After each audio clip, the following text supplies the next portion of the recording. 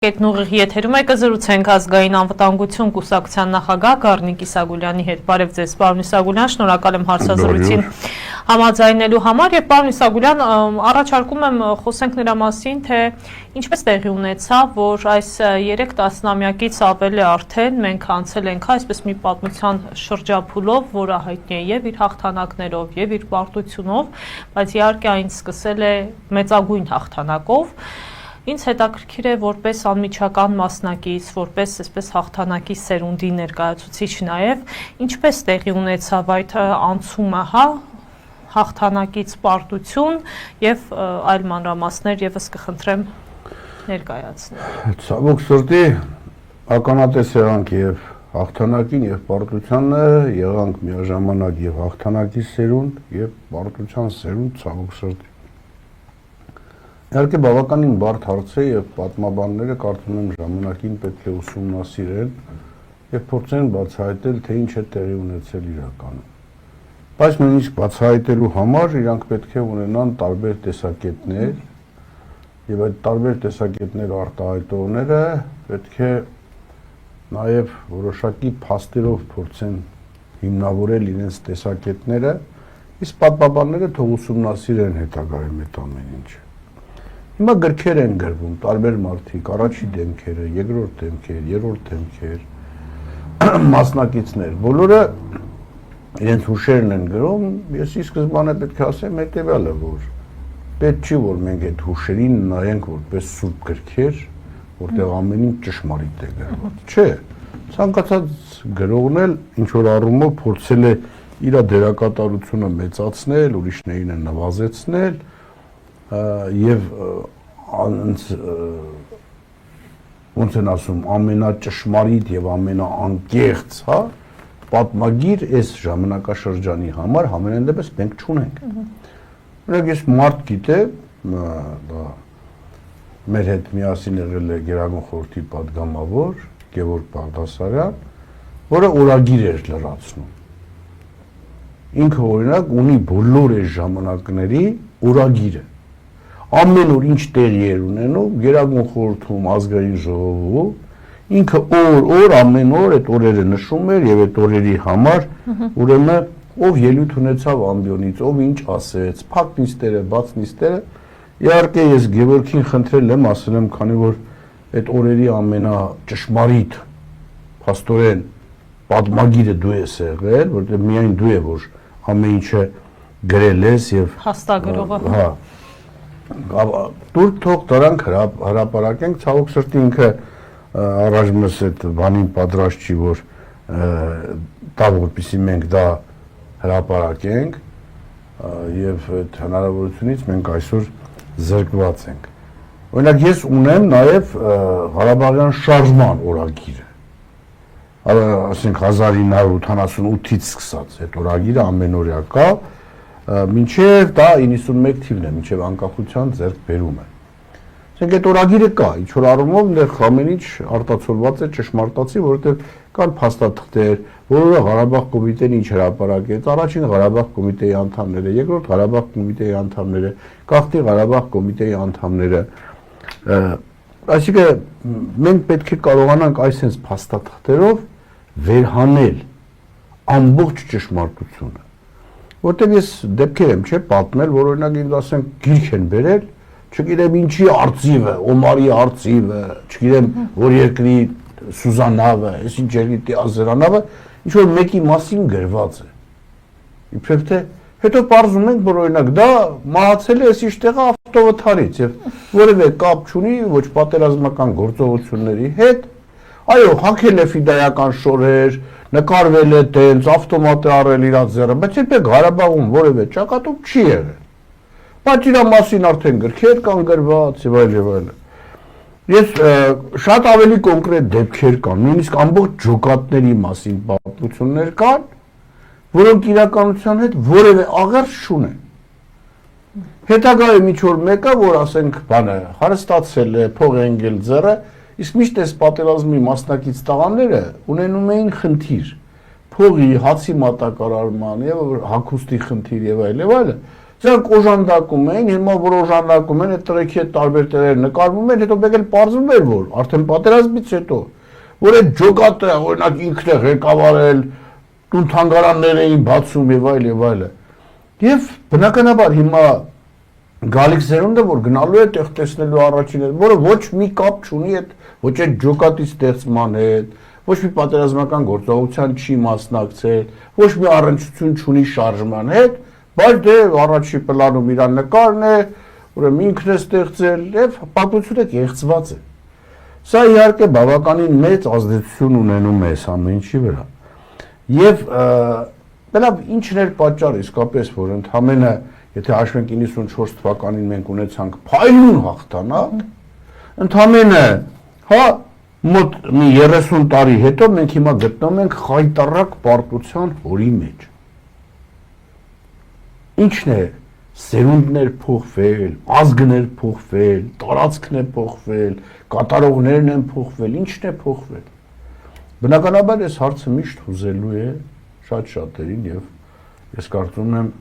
դա անտեղի չէ, որ ուզում է, որտեվ եթե այս վերլուծությունները մենք անկեղծորեն չանենք, ամենայն մանրամասնությամբ չանենք,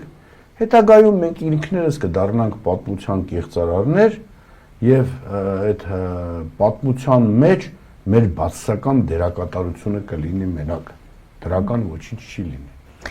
Օրինակ ես որ ես առաջարկում էի, չէ, որ բոլորին նստել կլոր սեղանի շուրջ եւ 20 տարի է ես այդ գաղափարը չեմ ուզում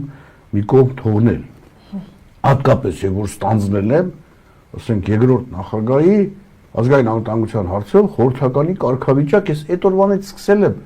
որ փորձեմ բոլոր նախագահներին նստում, որը իրանք նույն պայքարի մեջից ծնված են։ Բոլորը եղել են Լևոն Տեր-Պետրոսյանի ենթականները, այսինքն ինչ մի դժվարություն կար, որ իրանք նստեին կլոր սեղանի շուրջ եւ ինչի էի դա անում, որտեվ դե ես կոալիցիա աշխատել եմ բոլորի հետ, հա։ Իրանք իրար հետ ճիշտ է աշխատել են, բայց իրանք այն հարաբերությունների մեջ չեն եղել, որտեղ օրինակ ինչ որ մեկը բնականաբար Քոչարյանի մասին բացասական բան, որովհետեւ մեկը Սերժ Սարգսյանի մոտ չեր ասի, Սերժ Սարգսյանի մասին բացասական բան, որովհետեւ մեկը Քոչարյանի մոտ չեր ասի։ Նույնը Լևոն Տեր-Պետրոսյանի, իրանք ասենք մինչև 98 թվականը բարձրերում է, եթե կադրերն էլ նայենք, բայց նույնպես եմ կրկնում, իսկ ես օրինակ աշխատել եմ եւ չեմ եղել օրինակ Լևոն Տեր-Պետրոսյանի թիմից։ Աշխատել եմ Քոչարյանի հետ, չեմ եղել նրա կուսակցական ենթական կամ չգիտեմ եւ այլը։ Աշխատել եմ Սերժ Սարգսյանի, էլի չեմ եղել նրա կուսակցական ենթական։ Ես բոլորի հետ շատ անկեղծ զրույցներ եմ ունեցել, զեկուցագրերով, անձնական շփումներով եւ ես շատ լավ գիտեմ, թե մեկը մյուսի մասին նույնիսկ ինչ է մտածում, ոնց է մտածում։ Դա շատ կարևոր հանգամանք է։ Եվ բնականաբար ստեղել է շատ կարևոր, ինչու հետագայում օրինակ ասում են, այս մարդը ուներ նման դիրքորոշում, հետո այդ մարդու դիրքորոշումը ինչ որ պայից սկսած փոխվեց։ Որտեղ ինքի տարբերություն ոմանց, հա, որոնք շփումներ չեն ունեցել։ Սրա նրա պատմածից գիտեն ինչ որ բան, եւ այդ պատմածների հիման վրա ինչ որ ֆիքսվում են մի խնդրի վրա, ու այդ խնդիրը համարում են, որ անբեկանելի է, անքննելի է եւ այլն։ Ու դառնում են դրա գերին։ Ես ասում եմ, այդ կապանքներից ազատ եմ, դրա համար հենց այդ ժամանակ, երբ որ նախաձեռնում էի այդ հանդիպումները, ուզում էի, որ այդ հանդիպումները տեղի ունենան, իսկ 2009 թվականից հետո արդեն դրա հետ կապված բավականին լուրջ աշխատանքներ էի տանում, նրա համար էր, որ ներազգային, ներկուսակցական, ներխմբավորումային խնդիրներ չառաջանան։ Մարդ իրավունք ունի յուրովի տեսակետ ունենա, բայց պետք է այն դիմացինն էլ հասկանա, որ սրա տեսակետը ոչ թե հայրենիքին դեմ է, չգիտեմ ես ինչ խնդրին դեմ է, այլ այդ նույն խնդրին է միտված, բայց լուծման ճանապարհը այլ է։ Այս առումով շատ հետաքրքիր է, պետք է շատ լավ ուսումնասիրել ամեն մի նախագահի ղեկավարման ժամանակաշրջանը, դժվարություններն ու հեշտությունները, այսինքն բանը, եւ ում արածն է ամենա, չնայած կասեմ դա անպարկեշտ, եւ ինչու ով էր մեղավոր, հա, որ այս 30 տարիները մեզ բերեցին հասցրեցին Նիկոլ Փաշինյանի հեղափոխությանը եւ ինչու հիմա ընդդիմադիր դաշտում վեճ է գնում այն առումով, թե ով է բերել Նիկոլի։ Երբ որ խնդրեմ, եթե հարց կա։ Դե եկեք այդ պարագայում, պարոն Իսագուլյան, 3 նախագահների նախագահության ժամանակաշրջանը փորձենք վերլուծել, որը ինչով էր հայտնի, ինչ տեղի ունեցավ քաղաքական, տնտեսական, սոցիալական, այսպես ականատես եք եղել, աշխատել եք նրանց հետ։ Եկեք սկսենք, Լևոն Տեր-Պետրոսյան։ Դե լավ, հիմա սկսենք սենց, երևի մի քիչ ավելի շուտ վաղուց պիտի սկսենք, որ ավելի պարզ դառնա։ Ղարաբաղյան շարժումը չի սկսվել 1988 թվականին։ Ղարաբաղյան շարժումը սկսվել է, եղել են 65-ականներին էլ այդ հարցը բարձրացել, ուրիշ ժամանակներել է բարձրացել, բայց նորօրյա պատմության մեջ այդ խնդիրը առաջացել է 1985 թվականից։ 85-ից երբ որ արդեն իշխանության եկավ Գորբաչովը, Գլասնոստ, Պերեստրոյկա, վերակառուցում։ հա, այդ ֆոնի տակ արդեն որոշակի ուժեր, այդ ժամանակ եղել առաջին այցերը Մոսկվա, իսկ հայտնի էր թե Մոսկվայի պոլիտբյուրոյի անդամներից որը ինչ դիրքորոշում ունի, ինչու ծնվեց Լենին պարտիա Գորբաչով, Ստալին Բերիա Լիգաչով, հա, այդ բաները, թեզերը ինչ էին ուզում սկզբնական շրջանում մարդիկ, ոչ մեկը խորհրդային միությանը դեմ չէր։ Օրինակ հիմա շատերն ասում են, որ մեր այ գործունեության արդյունքում էր, որ առաջացավ այս խնդիրը, չէ։ Խորհրդային միության վերնախավի արդեն լճացած իրավիճակում, երբ որ խորհրդային միությունը ինքը սկսել էր երերալ, իսկ այդ չէր երերում, որովհետև ինչ-որ մարդիկ պայքարում էին անկախության համար, այլ որովհետև վերնախավում, տեսեք, Լենին, Ստալին, հա, Խրուշչով,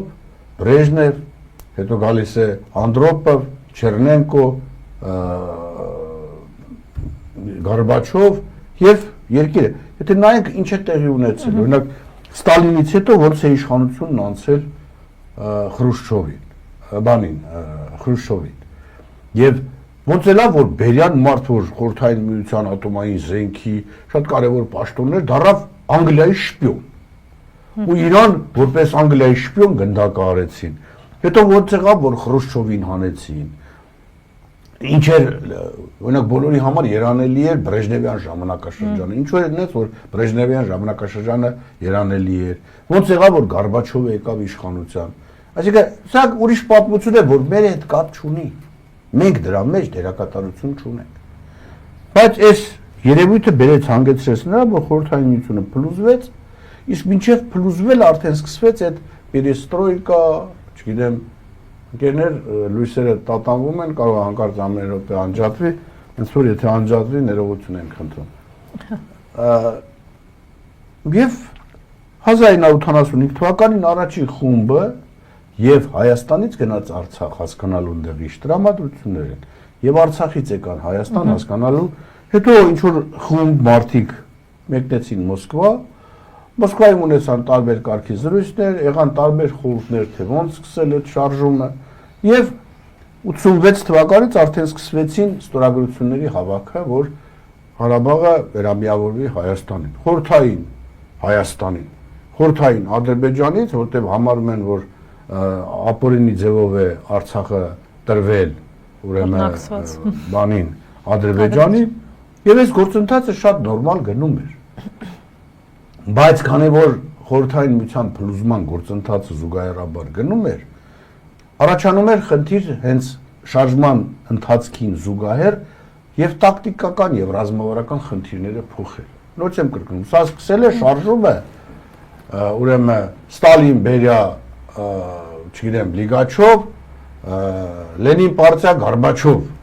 ինչու Լիգաչով եւ որոնք նույն պոլիտբյուրոյի անդամներ են, որտեղ ասում էին, որ Լիգաչովը դեմ է Ղարաբաղը Հայաստանին միացնելու, Գորբաչովը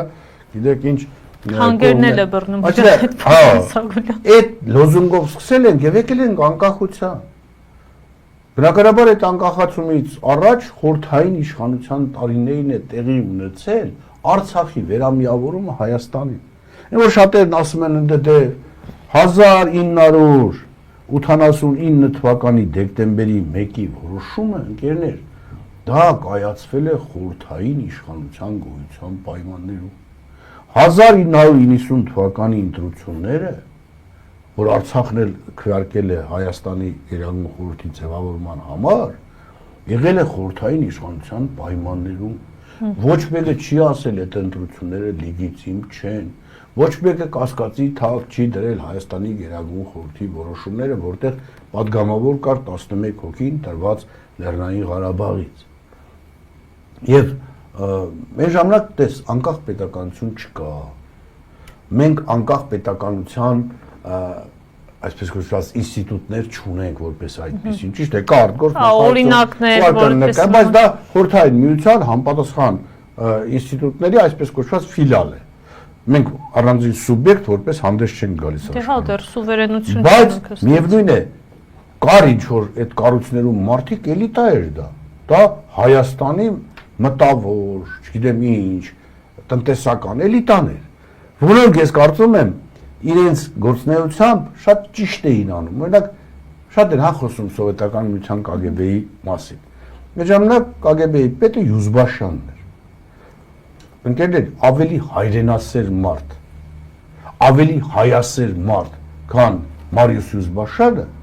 այդ շրջանում չկար։ Իսկապես չկար։ Եվ Մարիուս Յուզբաշյանը այո կապ է ունեցել առաջին Ղարաբաղ կոմիտեի անդամները շատ բոլոր հարցերում, խոսքս Իգոր Մուրադյանի մյուսների մասին է, հանկարծ ինչ որ մարդիկ հանդես չգան, ասեն որ տենց չի, որտեղ իրանք այդ մասին տեղյակել չեն։ Հանդիպում էր, խորհուրդներ էր տալի, շատ հարցերում օժանդակում էր։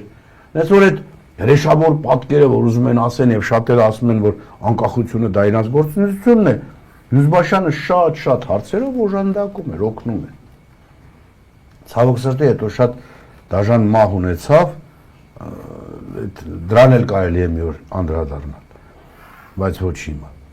Հիմա սա է ամբողջ ուրեմն ողբերգությունը, որ կար էլիտա, այդ էլիտան ճիշտ կողմնորոշվեց, ինքը շատ ճիշտ գործունեություն ծավալեց, գործունեության արդյունքում ձևավորվեց մի իրավիճակ, որտեղ նույնիսկ Մոսկվան ընդունելով այդ իրավիճակը, Վոլսկու կառավարությունը տենց էինք ասում, Ղարաբաղով ուղիղ Մոսկվայից կառավարման մեխանիզմ ներդրվեց, ուղիղ Մոսկվայից, եւ Վոլսկին նշանակվեց այդ ուղիղ կառավարման բանի ղեկավարը։ Եվ կարծեք թե ըստ էության հարցը հետագայում Գորբաչովը իր հարցազրույցը արդեն ոչ որպես խորհրդային միության նախագահ ասում է, որ այո, Ղարաբաղը պետք է տրվեր Հայաստանին, ոնց որ ժամանակին Ղրիմն էի տրվել, չնայած դե ճիշտ հակառակ գործընթացներ տեղի ունեցել եւ այլն։ Ու սկսվեց դե մեզ արդեն անկախ Հայաստանին ու Արցախին պարտադրվեց պատերազմ, այսինքն Ադրբեջանը հարձակվեց Ղարաբաղի վրա։ Այնտեղ էլի օրինակ են բերում Շաումյան, Գետաշեն, Կալցո օպերացիա, բնականաբար։ Հատկապես Կալցո օպերացիա։ Կալցո օպերացիան շատ են այդտեղ փորձում էլի, չգիտես ինչու դա կապում են Ռուսաստանի հետ, ոչ թե խորհրդային միության հետ։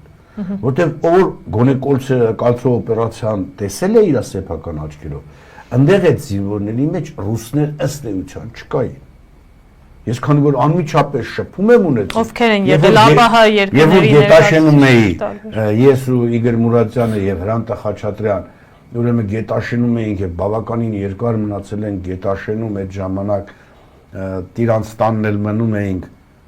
այդ երկերը որ հետո հիշեցնում եմ որ Թաթուլի երկում էր կրպեան, այնտեղ այդ Գետաշենում տեղակայված է ռուսական մի հատ բան ռոտա, հիմա գումարտակ են ասում, չգիտեմ ինչ են ասում հայերենով, որը ըստ էության զինվորների հետ մենք շփվել ենք, հրամանատարների հետ խոսացել ենք, նրանց մեջ ռուս չկար որպես այդ։ Դա ինչ ազգություններ էին, տարբեր ազգներ էին, տաջիկներ էին, ղազախներ էին, չգիտեմ մուրտմուրտներ էին, բայց ռուս որպես ռուս այդպեսին ուրեմն չկար։ Նույնիսկ այդ օպերացիայի ժամանակ իրանք հիմնականում օգտագործել են այդ կարգի ծագում ունեցող մարդկանց։ Բայց դա խորհրդային միությունն է։ Հիմա փորձել դա ասել, որ Ռուսաստանն է արել։ Այդ առնվազն էլի անպարկեշտ։ Դե հիմա խորհրդային միություն ասելով մեծամասնությունը Ռուսաստան է պատկերացնում, պարոն Իսագոյան։ Իրանց գործն է, կարան տես ոնց ուզում են պատկերացնել։ Գիտեք, օրինակ հիմա նույն ասենք Ստալինը ռուս չէր, խորհրդային միության ղեկավար, Խրուշչովը ռուս չէր, Բրեժնևը ռուս չէր։ Իսկ հիմա ասել, որ Ռուսաստանը հիմա դե թող ասեն, որ օրինակ բանը Վրաստան, խորհրդային միությանն ասեն Վրաստան, որտեղ ասենք Ստալինը վրացի էր ազգություն։ Մի խոսքով, բայց մենք կարողացանք ճիշտ եւ 90 թվականի Գերագույն խորհուրդը, որ ընտրեց Գերագույն խորհրդի նախագահ Լևոն Տեր-Պետրոսյանին, վարչապետ Վազգեն Մանուկյանին։ Եվ մենք ըստ էության Արցախը մեր համար մեր տարածքներ է, այդտեղ որևէ կասկած, բայց խորհրդային միության փլուզումից հետո, երբ որ 92 թվականին արդեն ստեղծում էր Մինսկի խումբը, որը պետք է զբաղվեր Արցախյան հիմնահարցով, այդ ժամանակ ոչ աբխազական հարց կար, ոչ մերձդրեստրյան հարց կար, ոչ օսական հարց կար, այդպես հարցեր չկար, ոչ էլ Կոսովոյի հարց կար, հասկանում եք։ Առաջինը ըստ էության Ղարաբաղյան խնդիրն է, որը բարձրացվել է ժողովրդական մասսաների, այսպես կոչված ցանկությամբ, որը ստացել է իրավական ճիշտ լուծում, եթե մենք կարողանայինք հետագայում, հա, ամեն ինչը ճիշտ շարունակել, այդ հարցը ես կարծում եմ կտեսնեք մնացած բոլոր վիճելի հարցերը կլուծվեն, նրանց ոնց որ պետք է լուծվեն, բացի Արցախյան հիմնախնդրից։ Ուրեմն ձևավորվեց այս իշխանություն Հայաստանում։ Փորձառուներ էլ կային, անփորձներ էլ կային։ Փորձառուները դրանք կոմունիստներն էին, որոնք անցել էին դպրոց, շատ կարևոր։ Անփորձները ՀՀՇ-ի ներկայացուցիչներն էին, որոնք էլի ունեին շատ բարձր մակարդակի ինտելեկտ, բայց պետության կառավարման փորձառություն չունեին։ Այլապես օրինակ 92 թվականին, երբ որ ձևավորվում էր Մինսկի խումբը, եւ արդեն եկան ու ասեցին, որ մենք պետք է Ղարաբաղյան հիմնախնդիրը դիտարկենք ինքնորոշման իրավունքի տեսակետից, որ Արցախը ինքն էլ պետք է անկախություն հռչակեր, դա 90 թվականից արդեն այդ խոսակցությունները հա, որպես անկախ։ Գիտեք, ձևափոխվեց, այո, ցավոք սրտի, բայց այդտեղ որևէ մեկին էլի մեղադրել անիմաստ է, որտեղ մենք փորձառություն բացարձակ չունենք։ Ես Գերագույն խորհրդի падգամավոր եմ եղել, այսինքն առաջին Ղարաբաղյան շարժման ակտիվիստ, Իգոր Մուդադյանի ամենամտերիմ ով ամենամեծ դերակատարությունն է ունեցել այս շարժման մեջ։ Այսինքն ես այդ ամեն ինչը դետալ Որի մասին շատ քիչ են խոսում կամ ընդհանրապես չեն խոսում։ Հա, սա էլ է շատ բան։ Հիմա լավ 91-ից հետո, դեկտեմբերից հետո խորհրդային միությունը փլուզում է 92-ից հաշվենք սկիզբը անկախության։ Հայաստանը անկախ է եւ գտնվում է հայտարարակ վիճակում։ Երկրաշարժի հետևանքներ։ Շրջափակում, պատերազմ, հայտարարակ իրավիճակ, ցուրտ ու մութ, բայց կար ժողովրդական մեծ զարթոնք, կար միասնականություն, որտեղ այդ ժամանակվա դիմությունը եւ իշխանությունը աշխատում էին փոխլրացման, այսպես կոչված բանով։ Մենք պատկերացրեք անհասկանալի է, չէ՞, շատ հարցադրում, ոնց հաղթող նախագահի դեմ մենք ցույցեր էինք անում։ Բայց դա Ալիևի դեմ ցույցեր անեն ադրբեջանցիները, որտեղ աշխարհը պարտադրում էր, երբեմն ճնշում էր եւ հարկավոր էր այդ ճնշմանը հակաճնշում, որպեսզի մարդը ասի, ես չեմ հասկանում, չեք տեսնում ներսում ինչ է տեղի ունենում։ Դուք ինչ չեք կարա պարտադրեք մի բան, որ իմ ժողովուրդը չի ուզում։ Եվ շատ հրաշալի դա արվում էր։ Մինչև ունեցանք 94 թվականի փայլուն հաղթանակ։ Մինչև այդ չկար ով է առաջինը, ով է վերջինը, ով է հաղթողը, ով է պարտվողը, ով է մեղավորը, ով է անմեղը։ Բոլորս համարում էինք, որ բոլորս միասին մեծագույն հաղթանակ են կերտել։ 94 թվականի մայիսի փայլուն հաղթանակից հետո արդեն մենք թողնվեցինք ինքներս մեր հետ։ Այսինքն կամ մեզ թողեցին, որ մենք ինքներս մեր մեջ որոշենք ամեն ինչ։ Եվ ահա արդեն հեռանկարում իշխանության ձևավորման, իշխանության մնալու, իշխանությունը ամեն գնով պահելու ցավոք սրտի այդ տենդենսը առաջ եկավ։ Որտեղ արդեն 95 թվականի ընտրություններին կար իմուքո։ Մարդիկ էին դառնում падգամավոր, որոնք падգամավոր դառնալու ոչ մի բան չունեին։ Ճիշտ է, հներից էլ ինչ-որ մարդիկ դարձան եւ այլը, բայց արդեն սկսվեց մի տենդենս, օրինակ իմ տեղամասում իմ հետ մրցակից էին դրել մեկին, որը ոչ բարոյական, ոչ քաղաքական, բայց ասել էին ամեն ինչ պետք է անեք, որ Իսագուլյանը չանցնի։ Եվ քանի որ իմ դեմ արդեն հարուցված էր քրեական գործ, եւ ես գտնվում եի ըստ էության ամսի 5-ին լրանալու էր իմ լիազորությունները, ամսի 5-ի հենց ժամը 12-ին կամ ամսի 6-ի ամսի 00-ին իստի կալանավոր էի։ Դե իմ դեմ կար հարուցված քրեական գործ։ Ինչու ես հայտնվեցի ընդհատակում։ Դա որ քրեական գործ է, որ հիմարություն է, այդպես բան չեմ արել։ Ինձ մեղադրում էին ինչ որ մեկին առևանգելու մեջ, իբր պիտի առևանգեի, բայց չեմ հաջողել։ Հա, մտադրություն եք ունեցել իբր։ Մտադրություն եմ ունեցել ինչ որ մի աղջնակի, հա, ինչ որ մեկի, որը չգիտեմ ինչ գործ է քննում, իր աղջկան առևանգելու։ Ես չգիտեմ էլ այդ աղջիկը թվականն է, 95-ին է, 94-ին այդ ամեն ինչ հարուցվել է եւ այլն։ Կարևոր չի, բայց ինչի ես հայտնվեցի ընդհատակում։ Ընդհատակում հայտնվելու ուրեմն պատճառը հենց դա է։ Չնայած դա շինծու բան է, լրիվ շինծու, որտեղ ես շատ ակտիվ էի։ Դրա համար երբ որ Հովիկ Աղազյանն ասում է, որ Գերագույն խորհրդում Իսագուլյանը կամ Լևոն Տեր-Պետրոսյանը մենակ այդ ժամանակ էր որ դալիճը լեփլեցուն էր։ Իսկ տենց է։ Իմ ելույթները բոլորը շատ լավ հիշում են, երևի նրանք մեր սերունդի ներկայացուցիչները։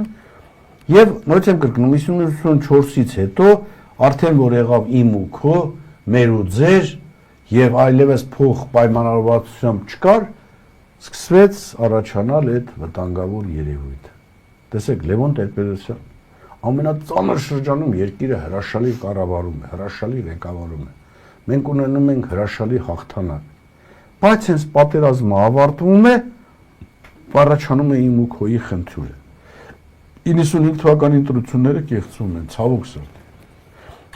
96 թվականի նախագահական ընտրությունները կեղծվում են։ Ես արդեն ընդհատակում եմ։ Եվ առաջի պլան գալիս են ովքեր նրանք, ովքեր կարողանում էին այդ իմ ասած սնունդով, շորով, փողով, մեքենաներով ապահովել այդ ջոկատներին։ Այսինքն ստացվում է, որ գումարը, փողը մեծագույն դերակատարություն է սկսում ունենալ իշխանության ձևավորման համակարգի մեջ։ Փողի դերը արդեն ոչ թե հայրենասիրությունը, ոչ թե անձնական նվիրումը, այլ նրանք, ովքեր այդ ընթացքում ուրեմն կարողացել էին տապուկ մնալ, բայց փող հավաքել, փող դիզել, օրինակ ասեք մասում քամլիցես այդ մարդու դեմ ոչ մի վատ բան չունեմ, հա, ասում էին փռի ավոն այդ հացի դեֆիցիտ կար, հաց ժամերով մարդիկ հերթեին կանգնում, հա, բայց ով որ փռի դիրեկտորեր, տերեր, բա դրանք միլիոնատերներ էին դառնում, եւ իրանք արդեն, քանի որ արդեն պաշտոնատար անձիկ էին գնում իրանց դուրը, գնում իրանց հայցի եւ այլն, այդ մարդիկ դառնում էին թելադրող։ Ասենք բենզո նեֆտոբազայի տնօրենները, արդեն նախկին ցեխավիկները, դրանք դառնում էին արդեն թելադրողներ։ Հիմա եթե նայենք ովքեր են դարել այդ շրջանի առաջին օլիգարխները, օրինակ ես մի հատ ոստիկանի հետ կապված խնդիր ունեցա, գայի աշխատողի հետ խնդիր էլի, եւ երբ որ իրան Լուսավորքի Հարությունյանը իմ գրությունից հետո գործից հեռացրել էր, բայց սա ինձ ինչ էր մի օր պատմում, ասում է, մի հատ կամազի շոֆեր, թե կռազի շոֆեր, կասպարա, երբ սրանք կայացնում էի, բալանները գցում էի, փող չէր տալի։ Ասում եմ, որ սրանք կայնացրեցի, իջավ 10 ռուբլի տվեցի ձեռը։ Ասում եմ, դասի տուր, հետ վերցեցի ձեռին։ Ասում եմ, 20 անգամ այդ փողը տալիս էի, սրան ասում էի հետ տուր։ Վերջերս ասում եմ, կռազի շոֆերը չդիմացավ, ասեց, ընկեր կապիտան, ես ինչ ես անում, ինչ ես, արա ասում է, տուր առ սովորի տալ առնել, էլի, հասկանում եք։ Հիմա այդ նրանք ովքեր տալ առնելու սովոր էին, նրանց դերակատարությունը իշխանության ձևավորման մեջ մեծացավ։ Ցավոք սրտի։ Ցավոք սրտի։ Հիմա նույնիսկ տեսեք Լևոն Տեր-Պետրոսյան հրաշալի բերում է հաղթանակի, բայց հետագա իշխանության ձևավորման հարցով անկախ նրանից չի բացառում, որ ոնց որ բանին Չերչիլին, հա, հաղթանակից հետո գանկեցը չընտրեցի։ Բնական է կարող է Լևոն Տեր-Պետրոսյանին հաղթանակից հետո չընտրեին, ընտրեին մեկ ուրիշին։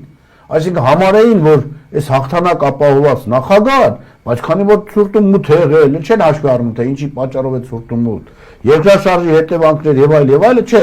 ինքը մեղավոր է եւ ենթադրենք համարեին, որ այդ մեղավոր մարդը իրավունք չունի երկրի կառավարումը շարունակելու։ Ցավոք սրտի այս պայից սկսվեց այդ ընտրությունների կեղծ։ Դա բերեց հանգեցրեց 98 թվականի, հա,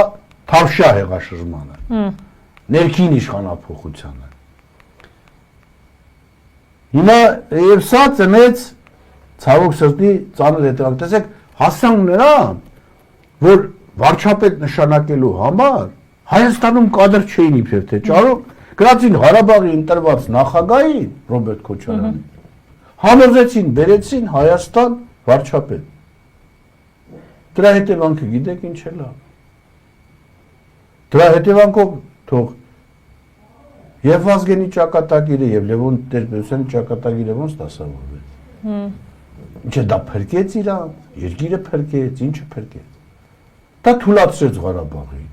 Տասնապատիկ անգամ թուլացրեց, հարյուրապատիկ անգամ թուլացրեց Ղարաբաղին, չուժեղացրեց Հայաստանին։ Հետագայում Հայաստանում տեղի ունեցան այն մյուս ընտրությունները, որտեղ արդեն Դեմիրճյանն ու Վազգեն Սարգսյանը կարողացան որոշակի բան, հա, միասնություն դաշինք ստեղծել, բայց դրան հաջորդեց հոկտեմբերի 27 տեղի ունեցան, այսինքն երկիրը շատ ծանր բանի մեջ ընկավ, շրջապտույտի մեջ։ Եվ այդ վիճակը կայունացրեց հանրապետական կուսակցությունը։ Տեսեք, տարօրինակ է, չէ՞։ Դա կայունացրեց հանրապետական կուսակցության ղեկավար, ուրեմն Անդրանիկ Մարգարյանը դարձավ վարչապետ, դա կայունացրեց իրավիճակը, իսկ մնացած դե 5 տարիներին էլի հանրապետական կուսակցությունը հանդիսանում էր եւ որպես հենասյունը իշխանությունների եւ նաեւ կայունացնող հանգամանք էր ինքը։ Այսինքն ամենադժվարը Լևոն Տեր-Պետրոսյանի շրջանն է, բայց եկանք հաղթանակ ունեցանք իշխանության ձևավորման փուլում մենք կորցրեցինք արդեն կոնտրոլը, վերահսկողությունը, ոչ թե ձևավորվեց իշխանությունը արդեն բան կադրերից են ունակ հնարավորություն ունեցող, այլ նրանցից ում վրա ազդեցությունն էին փողատերերը կամ ովքեր կարողանում էին արդեն իշխանություններին այսպես կոչված գծնել ու շողոքորթել։ Ռոբերտ Քոչարյանը երկու շրջան է ունեցել, առաջին շրջանը շատ ծանր, տուրբուլենտության շրջանը, երկրորդ շրջանը շատ կայուն, հանգիստ շրջան էր։ Որից հետո գալիս է 2008 թվականի մարտի 1-ը։ Կարող էր չլինել մարտի 1-ը, այո, կարող էր չլինել։ Ով է մեղավորը, ես դրա մասին խոսացել եմ։ Դրա մասին նույնիսկ Wikileaks-ը ժամանակին գրեց եւ հետագայում երրորդ նախագահանի վրա շատ ծանր զրույց ունեցանք այդ թեմայի հետ կապված։ Գրել է, որ ես ընդեր նույնիսկ ամերիկացիները երբ որ ասում են բախի սենց եղա, բացատրում են։ Հիմա էլ կարամ նույնը բացատրել։ Որ հիմնական մեղավոր, ինչի տեղի ունեցավ, ինչու գնացին ցրելու մի միտինգ, որը արդեն իր բանը կորցնում էր, սպառվել էր։ Եվ գալիս է երրորդ շրջանը, որը արդեն 2007 թվականի Պուտինի Մյունխենյան միշտ որ ես ասում եմ, շատերն ասում են ինչ կապ ունի։ Մինչև այդ աշխարհը բիաբևեռ էր։ Մենակ միած 2007-ին հայտ ներկայացրեց Ռուսաստանը եւ սրվեց բոլորի հարաբերությունները Ռուսաստանի հետ։ Եվ դա էր եւ տնտեսական մեծ դեֆոլտը, որ տեղի ունեցավ 2008-ին, այդ ժամանակ երկրի նախագահ դառնում է Սերժ Սարգսյանը։ Այսինքն այն ամենատուրբուլենտ շրջանում է ստանձնում իշխանությունը։ Բայց կարողանում է այդ ծանր իրավիճակում ճիշտ քաղաքականություն տալ։ Սա երբ որ ասում ես մարդիկ սկսում են բան վայրի վերումների մեջ են գրել, էլի, ցայտնուտի մեջ։ Չէ, տեց է, դա իրականությունն է։ Այն որ ասում են 13-ի թվականին մի գիշերում որոշում կա, թե ով է, այլ գիտեք, մարդիկ որ չգիտեն, չեն իմանում։ Ինչ-որ մարդիկ էլ իրաց գիտունիքի տեղ դրած տենց էշություններ են դուրս տալի։ Մարդկանց մոտ դա դառնում է բան, որպես բան, հաստատուն կարծիք։ Չէ, շատ բարդ որոշումներ են կայացվել։ Եվ եկավ 2018 թիվ, լավ բաց թողումը որտեղ է։ Բաց թողումը 92 թվականից մինչև 2018 թվականներ։ Բոլոր շրջաններում բաց թողումներ եղել են։ Որտեվ երբ որ սկսում են ներքին իշխանության համար պայքար, դրսի ուժերը ներսում աշխատելու բավականին լավ հնարավորություն են ստանում։ Եվ այդ լավագույն հնարավորություններն էր, որ կարողացան աղանդներ, չգիտեմ ինչ հասարակական կազմակերպություններ ստեղծել այն 5-րդ շարասյունը, որը հետո 18 թվականին պիտի աշխատեր։ Այդ ընթացքում բոլոր, հատկապես Թուրքիայի հետախուզությունը, Ադրբեջանի հետախուզությունը, Իսրայելի հետախուզությունը Հայաստանում ուղղակի փայլուն աշխատում էին։ Էլ չասեմ մեծ Բրիտանիայինը, Լավ, չէին տեսնում, չէին հասկանում, չէին պատկերացնում, եթե դու գնում ես դեպի Եվրոպա, եվրոպական չափանիշներ, ազատություններ, իրավունքներ, բոլոր կրոնական կազմակերպությունների ազատություն, մարդու իրավունքների պաշտպանական այդ բոլոր բաների ազատություն, գենդերային, իրեմ ինչ քաղաքականություն եւ այլն, մտե դու ներսում պայքար ունես, իշխանության համար պայքար։ Եվ այդ իշխանության համար պայքար, այո,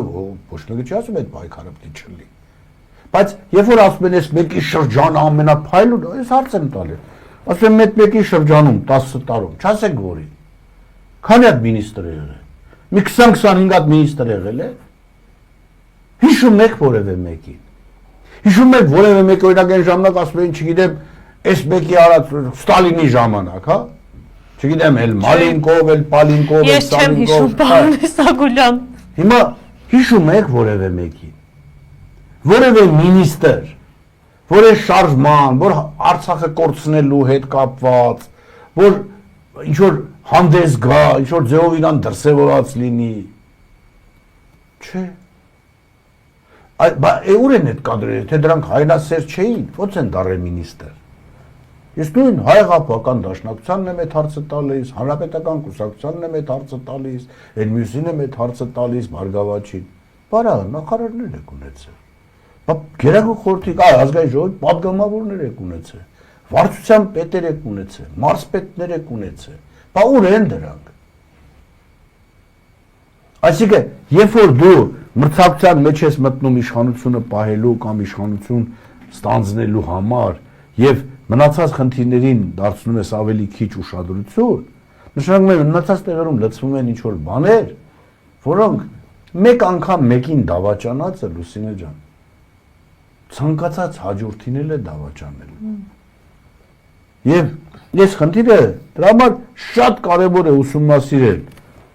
88-91 շրջանը, այս թվերը ես գրեմ, 88-91 մինչև դեկտեմբեր, 91-ը ներառյալ,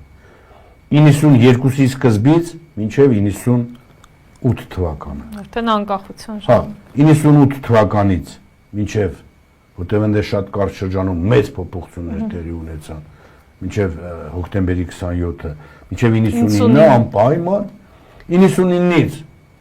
2003, 2003-ից 2008 եւ Սերժ Սարգսյանի կառավարման 10 տարիները, որից հետո տեղի ունեցավ այն ինչ տեղի ունեցավ։ Հիմա տեսեք, ու նրանք երեք սկսեցին հրապարակել, ես կարծում եմ, եւ ճիշտ են անում հանրապետական կուսակցության որոշ անդամներ, որ ովքեր որ հիմա մեղադրում են թե ով է բերել Սերժ Սարգսյանին, Նիկոլ Փաշինյանին, սկսեցին հրապարակել Սեյրան Օհանյանի, Իշխան Սաղաթելյանի, չգիտեմ այն մյուսների, սա աղի 18 թվականին արած հայտարարությունները, կոչերը հանրապետականին, որ կանգ առեք, իշխանությունը տվեք Նիկոլին, դա է միակ ճիշտ ճանապարհը, փրկենք Հայաստանը, մենակ Նիկոլն է, որ կարա երկիրը փրկի, մենակ Նիկոլն է, որ կարա Արցախյան հարցը լուծի։ Նույն օրը նամակ է գրել եւ Սեյրան Օհանյանը եւ Գառնիկ Իսագուլյանը։ Նրա Facebook-յան էջում էլ է դրած իր գրածը, Իսագուլյանի էջում էլ է դրած իր։ Իսագուլյանը գրում է, որ այս մարդը եթե գալի հանձնելու է Արցախը, ծախելու է Հայաստանը, բարձ սևով սպիտակի վրա գրած է։ Սեյրան Օհանյանը գրել է կեցցե Նիկոլ Փաշինյանը, եկեք ողջունենք Նիկոլ Փաշինյանին, նա է մեր փրկիչը։ Հիմա, բայց նա եղել է գեներալ գնդապետ, պաշտպանության նախարար։ Հիմա ես ոչ չեմ ուզում վատաբանել, քավլիցի։ Բայց հիմա նույն մարդը, երբ որ մեղադրում է, ասենք, Նիկոլին բերելու մեջ մեկ ուրիշին, ու մերժելով ինքը բերել է Նիկոլին, ինքն է բերել։ Իր ուսերի վրա։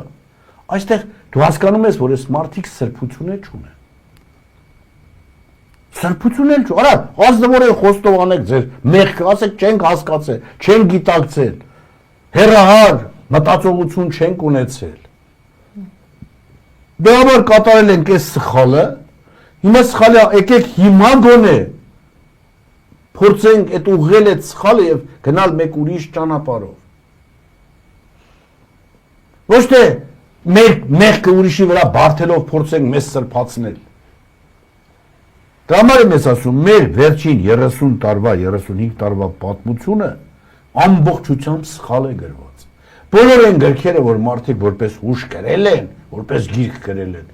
առաջի տառից մինչև վերջի տառը սուտ է։ Որտեղ իրանց դերը բարձրացել հասցրել են տեզեր, ուրիշները, որ իրականում այդ դերակատարությունները, նրանց անուններ չեն գրել։ Պատկերացրեք մարդը Ղարաբաղյան շարժման պատմություն է գրում, Իգոր Մուրադյան չկա մեջը։ Մարդ, որ ինքն է առաջինը բեմ բարձրացել։ Այստեղ էլ է գումարը, հա, փողը մեծ դեր Ես չգիտեմ, վերցրեք այդ մարդը, նայեք այդ օրերի խրոնիկա։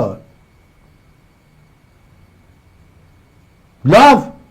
արա ինչ ուզում եք բայց այն բաները, որ ակնհայտ են, ո՞նց եք վերագրում ձեզ, արա։ Այ սա է որ Լուսինե ջան, մարդկանց մոտ հիմա այս մենք քանի որ ավանդույթ չենք ունեցել անկախ պետականության, անկախ պետականության արխիվել չունենք մենք։ Դե երկար տարիներ անիշխանության տարիներ են եղել, դիարի տարեր առաջում։ Չենք էլ ուզում որ դա ձևավորի, որպեսզի դա ձևավորվի, մենք պետք է ամեն ինչ ազնիվ ներկայացնենք մեր հանրությանը։ Նայում ես, ես դե կարդում եմ գրքեր, դրվագների մասին են գրում, որին դու մասնակցել ես։ Եվ կարդում ես, արա ասում ես, լավ, ոնց կարա այս մարդը, որ ինքը նախաձեռնել է դա, ինքը դա արել է, բայց հետևանքները սարսափելի են եղել, հիմա դրանում ուրիշին է մեղադրում։ Դու էլ պարկեշտությունից ելնելով, ասում ես, լավ, արա, հիմա ինչ, գրել է ջահանամը, այդ մեր, որ ասում ենք ջահանամը չի գրել, այդ ջահնամն էլ մեր համար նախապատրաստվում է։ Այս ազգը պարզում է այնքան ամուր է, որ ինքը իր արգանդից նոր անուններ չի կարում ծնի։ Դա կոմպլեքս է, էլի պետականություն չունենալու, էլի պետական մտածողություն չունենալու։ Եվ որ մեկն էլ կողքից ուզում է հուշել, ուզում է օգնել, դրանց սկսում են համարել, որ ինքը գիտեք ինչ առաջին կարգի։ Դե որ ասում եմ, ես բոլոր եւ առաջին նախագահ, որի դերակատարությունը խայտարակ մեծ է, հաղթանակի մեջ։ Շատերի սրտով չի այժմ։ Հիմա թող ուզում է ալի իրանց սրտով։ Գիտեք, ինչ որ պատմել, հիմա ճակատագիրը նենց էր դասարանում, Շուշի գրավման ժամանակ դի պատվիրակություն գնար Պարսկաստան։ Եվ ես այդ պատվիրակության անդամ էի։ Մենք ուտի գնայինք ամսի 4-ին։ Դրա համար Շուշիի օպերացիան պետք է լիներ ամսի 5-ին։ Ինչու է դա ձգվեց բանը 8-ին։ Որովհետև սա շատերն ասում են դե տոր անձրև եկավ, չէ։ Մենք ուտի գնայինք 4-ին, հետո Մահմեդովը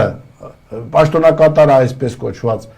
Ադրբեջանում իրավիճակը խառներ, նրանք չէին կարողացել գալ Թեհրան, մեզ էլ ասեցին, որ մի երկու օր հետաձգեն, հետաձգվեց ամսի, ասենք 8-ին պիտի գնանք, դե 7-ին չեմ հիշում հիմա գալ։ Լավ հիշում եմ, Տեր-Պետրոսյանն էլ ինձ կանչել է, ախր միշտ ասում էր դաշնակ, ես էլ ասում եի դաշնակ չէ, դաշնակցական, դե դաշնակցության խմբակցությունից է, ասում է դաշնակ, որ ընդեղ են կլելու, մերոնք Շուշին գրավելու են, ասում է երկրի առաջին դեմքը, նախագահ, ձերոնց ընդ է բերանբացություն չանես։ Եվ մենք գնում ենք ամսի 7-ին, 8-ին մերոնք արդեն Շուշին գրավում են, Պարսիկները ադրբեջանցիներին պագել էին բանի օղակի մեջ, ընդ կադրերը կան, հիմա կարակ բացեք, երբ որ Ռաֆսանջանին է, նեցանում, որ Լևոն Տեր-Պետրոսյանն ու այդ Մահմեդովը ձեր են տալի, իրանց դա էր պետք։ Դա հետո ադրբեջանցիներն իմանում են, որ արա, ո՞ց։ Իրանք քանի Պարսկաստանում են, մերոնք Շուշին գրավել են։ Հիմա մեկ էլ լեգենդներ են հորինում, բաներ են, չէ, հետաձգվեց, որովհետև Լևոն Տեր-Պետրոսյանի այցը հետաձգվեց։ Իսկ Լևոն Տեր-Պետրոսյանն ուզում էր նենցնել, որ ինքը դրսում էր, որ յանի ահա այս անշնորհք մտածված, հա, անշնորհք չեն լսում ես Ղարաբաղցիք ինձ բանի տեղ չեն դրել։ Դե թող միջև Նախիջևան հասնեիք, պարոն Իսագուլյան, ինչու։ Չէ, բա հետո ոնց էր որ Լևոն Տեր-Պետրոսյանին կարողանում էին արհամարել, չանել են ինչ որ Լևոն Տեր-Պետրոսյանն ասում է, բայց Նիկոլի դեմը չկարողացան ուրեմն առնել։ Գիտեք, դրա համար այնքան նայվ են, այնքան պրիմիտիվ են այդ բացատրությունները։ Բայց զարմանում ես, որ դա կարող է նույնիսկ ամենաբարձր մակարդակով, ասենք մարդը իր կյանքի ամբողջ կարիերային պարտական է Լևոն Տեր-Պետրոսյանի բարեկամությունները, հանկարծ Լևոնին մերժում է կամ Լևոնին ասում է, գիտեք ինչ, ես իսրերը։ Արա, Լևոնը որ չլեր, դուք ոչ Արցախում, ոչ Հայաստանում գոյություն չէիք ունենա։ Դե հիմա դրա համար եմ ասում, մեր պատմությունը պետք է ազնիվ ներկայացնենք։ Երբ որ հաղթանակն էլ պետք էր պահել, պարոն Իսագուլյան, ոչ թե կարող հաղթել, տեսել, որ հաղթել ու չամրագրել, հա, որևէ կերպ, ասել դե հետո էլ ասել տղա եք պահեք, ամենայն հարգանքով առաջին նախագահի նկատմամբ, տղա եք պահեք կամ չգիտեմ, պետք է տարածքները վերահասնենք։ Դե պարզվեց պահող չկար։ Բա դրա համար եմ ասում, երբ որ փոխվում է, որ արդեն դե հիմա երկրի ղեկավարը, իմիջիալից ասեմ, եթե ինձ հարցնեն Լևոն Տեր-Պետրոսյանը մեծ թերությունը, ես կարող եմ ասել, եւ դա մեծ դերակատարություն է ունեցել։ Չասեք ազնիվ։ Դա իրա գիտես, դեռ պաշտոնում կնշանակեն ազդևորեն իրան առանձնա, ինքը մյուսների նման չէր, որ ինքը դիվանով է, դա իրան պետք է կարային մինիստր նշանակային, որ Լևոն Տեր-Պետրոսյանը չէր ճանաչում։ Մա դա դրական չէ։ Ինքը չէ, դա կադրերին չէր, հա, այդպես մեծ ուշադրություն չէր։ Ինքը հավատում էր, որ եթե առաջարկել են, Վազգենն առաջարկել է եսիշ նախարարին, օրինակ Բագրատյանի հարցով որ բերեց առաջի տեղակալ իրան վարչապետը, որ դրական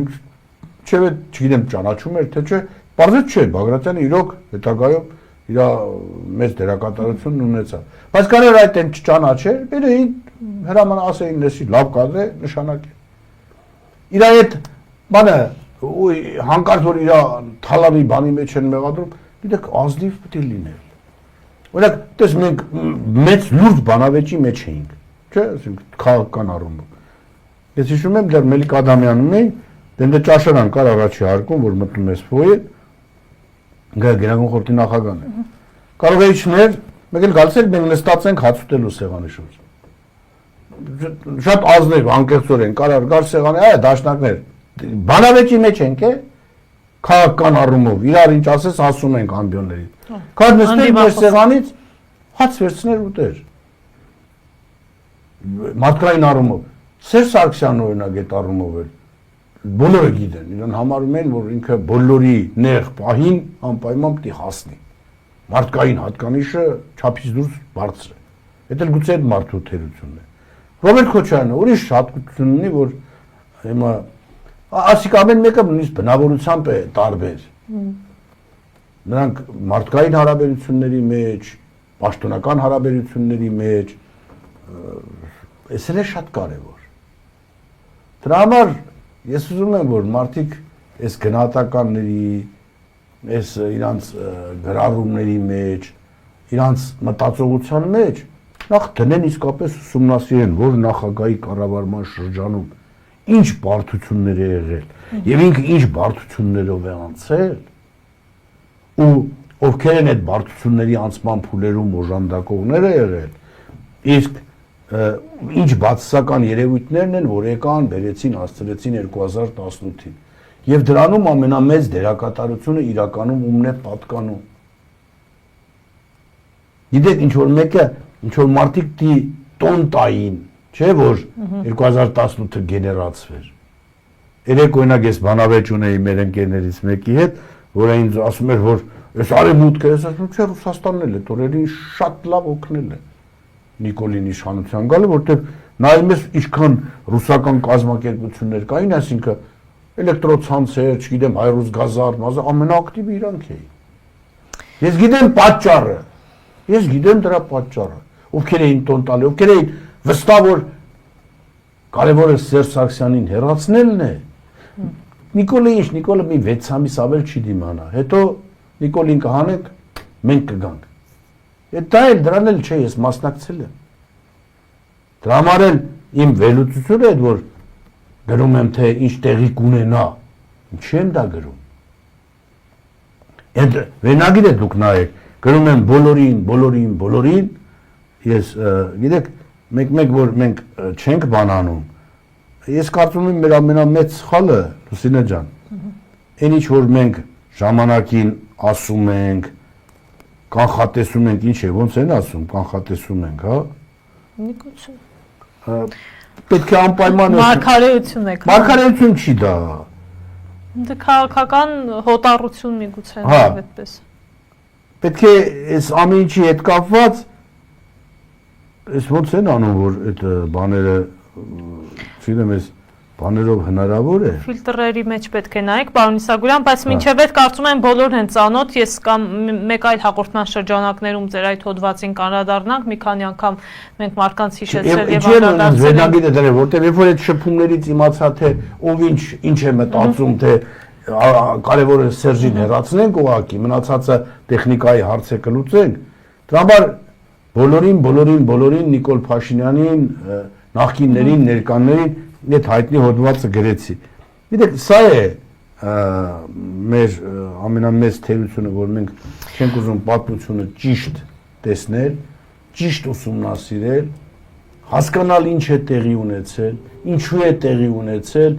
ինչը բերեց հանգեցրեց 2018 թվականին, ամեն մեկի բացթողումը որն էր, եւ արդյոք այդ բացթողումը մտածված էր, թե մարդիկ ուղակի, գիտես, ոնց են ասում,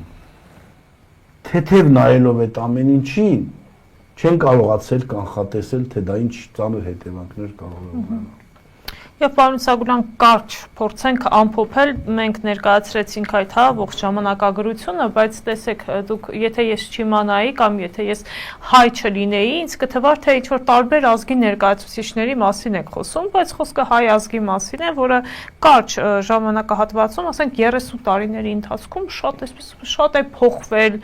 բայց ինչպես է լինում, արդյոք դե հիմնականում ասում ենք, որ չէ, մարդիկ չեն փոխվում, բայց ինչպես հայ ժողովուրդը կարողացավ այս 3 տասնամյակի ընթացքում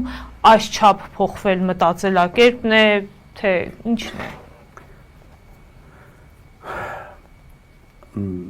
Բարդ է ասել, բայց ասեմ, խորհրդային իշխանության տարիներ։ Հիմա ձեզ համար ասեմ, դու, եթե երեխուն դպրոցական հարցնում էին ինչ ես ուզում դառնալ, թիվ 1 պատասխանը տիեզերագնաց, օդաչու, զինվորական, ուսուցիչ, բժիշկ, հասկանում ես։ Այդ Օրինակ ես խորհրդային միության տարիներին չեմ ծնվել, գիտեք, փոքր եմ տարիքով, բայց երբ ինձ հարցնում էին, ես հիմնականում ասել եմ, դե գիտեք, քանի որ զինվորական ընտանիքում եմ ծնվել, կամ ասում էի բժիշկ, կամ զինվորական, կամ ասում էի մաթեմատիկոս, որովհետև պապիս մայրիկս այդ ուղղությամբ են, էլի։ Հիմա տեսնում ես, այսինքն դու որպես նախատիպ, որպես կողմնորոշ ընտանիքի անդամին ես վերցրել։ Սովետական միության ժամանակ դա բան էր, բոլորին հայտ էր։ Մենակ հիշում եմ մեր դասարանում մի հատ Մարգարիտա ունեինք, առաջի դասարան էինք, թե երկրորդ, բայց ինչ է դա տպավորվել մոտս, որտեղ այդ տարիքում հարցնում էին, եւ որ ասին ինչ ես ուզում դարձա, դեկան հասան մեր Մարգարիտային, ես վերցրեց ոնց որ տղային եմ տեսել, պատմել եմ, ասել եմ կգաս մամային կհիշեցնես, ուսուցչուհին հարցրեց կամ ընկեր Մովսիսյաններ կամ ընկեր Բարսեղյանը, ասեց ինչ մեծանաս ինչ ես դառնալու, ասեց հնդկուի։ Որտեղ գագակինոն է, մտածում էր լավ բան է դա։ Այդ մի պատասխան է որ չի եղել, ասենք, օդաչու եւ այլը։ Հիմա դե լավ, արդեն արեք մեր օրերը։ Ովքեր են մեր երեխեքի համար հերոսներ։ Կտան օլիգարխների անուններ, ածականով օլիգարխների անուններ։ Կտան մարդկանց անուններ, որոնք հայրենիքի, պետության Երբ որ ասում ես սովորի, ասում ես խիհենի կրթություն չունի 3-րդ դասարանի երկրի վարչապետ է։ Ես խի պետք է սովորեմ, սովորելը ինչ է տալու ինձ։ Մտածողություն է, ու այս մտածողության փոփոխությունը այդ հիմա Հայաստանում այսօր գործող Ֆորտունա, չգիտեմ, մի քանի հեռուստականալ կա, որոնք աղանդ են քարոզում ամեն օր, ամեն օր։ Իզուր անունը հնչեցրեցիք, եթե ինչ որ Ինչի համար։ Այդ չգիտեմ ինչ ալիքի անուն։ Ալիքներ են։ 2-3 ժամ օրեկան աղանդ են քարոզում։ Ազատ։ Մեր հայ առաքելական Սուրբ եկեղեցին այդ հնարավորությունը չունի։ Այսինքն, երբ որ ասում էի դες բաների դեմ պայքարել, թույլ չտա։ Դե քեզ ասում են, որ դե դու չես հասկանում եվրոպական արժեք, մարդու իրավունքներ, կրոնական ազատություն, սեքսուալ ազատություն, գենդերային ազատություն, վերջ։ Հիմա ախր իրանք քանի որ չեն հասկանում թե են գլոբալիստները, որ ինչ որ բան են որոշեի նպատակ են հետապնդում, բայց իրանք չեն կարող նրանց կամք չկատարել, որտեղ նրանք իրանք գրանտ են տալի, բան են տալի։ Վերջերս պարզվել չէ Հայաստանին ինչքան գրանտներ են տվել, քանի հարյուրավոր միլիոն դոլարներ։ Բայց կարծիքով ինչ սիրուն աչքերի համար են տվել։ Տվել էին որ Նիկոլ բերեն։ Հիմա ինչու Գառնիկ Իսագուլյանը դա տեսնում էր, երկրի առաջի դեմքերը չէին տեսնում։ Չէ, իրանք էլ էին տեսնում։ Բայց ին վրա ճնշում չկար, իրանց վրա մեծ ճնշում կար։ Ես հիշում եմ Յովայի վկաների գրանցումը, որ ըստ էության պարտադրեցի։ Հիմա կարաս ընդդիմանաս, այո կարող ես ընդդիմանալ, Իսրայելը ոնց է ընդդիմանում։ Հետ ասում ես, դե մենք Իսրայել չենք, ահա, որպեսզի Իսրայելը լինենք, դրա համար երկրի ղեկավար, բան, մենք այսպես բան չլինենք, էլի, հասկանանք ում որտեղ ենք նշանակում եւ այդ մարդը ինչ դերակատարություն կարողանա ունենալ։ Ես երկու օր ես ուսումնասիրում եմ ովքեր իմ այն նախորդ մեր հարցազրույցից հետո բաներ են գրել, հա, մեկնաբանություններ Գեղամ Մանուկյանի ասացի տակ, սկսել եմ դրանց բնդորին ուսումնասիրել։ Նայում եմ տարբեր ժամանակներում 3 օրվա տարբերությամբ մի հատ հոդված է գրել, ստեղ գրել է որ չգիտեմ դա 3 օր հետո ճիշտ հակառակն է գրել։ Եթե մարդու ուղեղը 3 օր չի աշխատում 3 օրվա մեջ։ Ուտեղ արձագանք են արել մարդիկ, որոնց ոնց դուք կարող եք, դուք հավակնություններ ունեք, չէ՞։ Մեծ հավակնություններ։ Դա ինձ տանջում է, ոչ թե ես չի ուրախացնում։ Ասենք Լևոն Քոչարյան, Իշխան Սաղաթելյան, Լուսինե ջան, իրանք հիմա ես սկսել եմ իրաց տարբեր ժամանակների բաներն ուսումնասիրել, ելույթները, գրածները, հարցազրույցները, եւ դա իմ մոտ ցավ է առաջացնում։ Ցավ է պատճառում ինձ։ Դե լավ, հիմա պարոն Իսագուլյան, շատեր չենք նշում, չենք շեշտում, այսօր Էդգար Ղազարյանը ինչ որ հարցազրույցից հա մեջբերում եղավ, որ իբրև թե Էդգար Ղազարյանը սերտ կապեր ունի երրորդ նախագահի հետ, Էդգար Ղազարյանն ասաց ես չգիտեի, շնորհակալ եմ նման բացահայտման համար եւ հիշեցրեց նաեւ թե ով է եղել եւ նույն Իշխան Սաղաթելյանի հետ կապված հիշեք Նիկոլի ժամանակ մարզպետ է նշանակվել, միայն դա եմ ասում, ինչու՞ ասում։ Հիմա չի ախր տեսեք, եւ որ ասում են բոլորը գիտեն ես ում հետ եմ ամենաջերմ հարաբերություններ, ում համար եմ պայքարել ամենաշատը։ Երկրորդ նախագահ Ռոբերտ Քոչարյանն։ Առաջին նախագահ Լևոն Տեր-Պետրոսյանի ժամանակ բացեք նայեք այդ օրերի իմ Գերագույն խորհրդի ելույթները։ Մարդիկ սարսռում էին, վախենում էին իմ ելույթներից։ Քանի քրեական գործ է հարուցվել այն ժամանակ իմ դեմ, իմ ելույթների պատճառով։ Բայց ես ամենաշատը քննադատել եմ Սերժ Սարգսյանին։ Գիտեք, բայց մարդը նեղոր է։ Մենակ այդ ժամանակ է հասկանում, թե ով է իր իրական մենուան ինչի չի, ոչ մեկը չի հարցնում, մենուան ինչի չի խոսում։ Մենուա Հարությունյանը այն մարդն է, ով պատրաստ էր կյանքը տալ Ռոբերտ Քոչարյանի համար, եւ դա մեր եթերներում ասում էր մարդը, անում էր դա դատերի օրը։ Բայց եւ որ իրան տարան առաջի գից փաստացի սպանելու, դուք էլ հրաշքով իրեն օգնեցիք, փրկեցիք, դա էլ ասեք։ Ես գնացի Արցախ։ Այո, գիտեմ։ Բայց ինչին դիմել էր շատերի։ Հետո հասկացա, որ ասում եք Գառնիկ լավ, ես ամեն ինչ անեմ ու իրանց համար ես ինչ ուրիշ բաներ էր ասում, ասում է շատերը ուրախ կլեին, որ ինձ ընդեղ խփեին, որ ստեղ Նիկոլի դեմ մի հատ էլ դիակ ունենային մենուայի, այն մարդիկ ում համար ինքը ում պատճառով իրանց տարել է։ Գիտեք, շատերը սա չեն ուզում խորանալ, հասկանալ։ Հիմա լավ, ես նստած եմ բանտում, հույսով որ ոնց այդքան մարդկանց ես կրծքով պաշտպանել եմ, հա, դզոտը փակել եմ իմ կրծքով, որ իրանց փամփուշ չկպնի։ Բա, այդքանի մեջ մի հոգի է բենակ, որ տղայիս կանչում է ու ասում է, որ խնդրում եմ ցանկացած հարցով դիմես որևէ փաստաբանի խնդիր լինի, սրա խնդիր լինի, նրա խնդիր։ Դա եղել է Սերժ Սարգսյանը, որի այո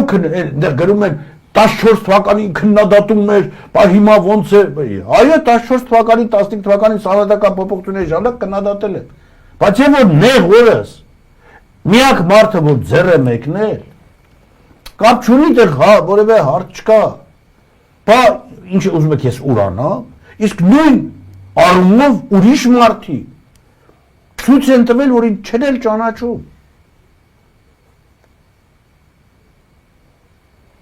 Եվ որ իրանց մոտ մարդ է ուղարկել, չասեմով,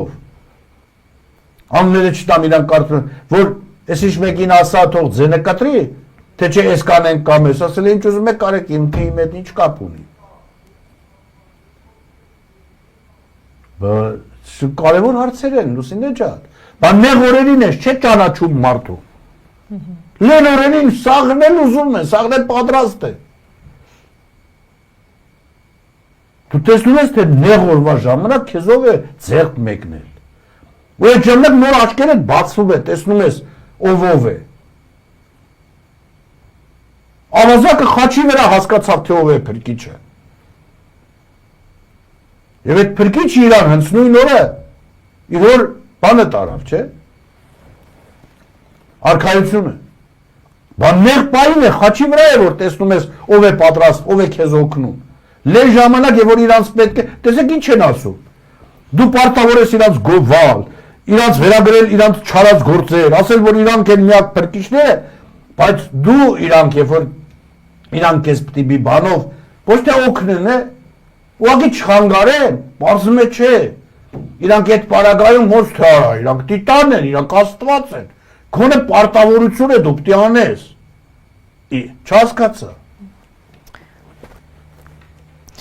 Մենք որ հարցեր կան, որ շատ կարևոր են եւ ես կյանքը միշտ կյանքն է։ Ես դրա համար եմ ասում, ես տարիքը ունեմ եւ չեմ կարծում որևէ մեկ քաղաքական փորձառություն ինձանից ավելի շատ ունի, բացի Պավլ Հայրիկյան, հա, այն քաղաքաբանտակելները։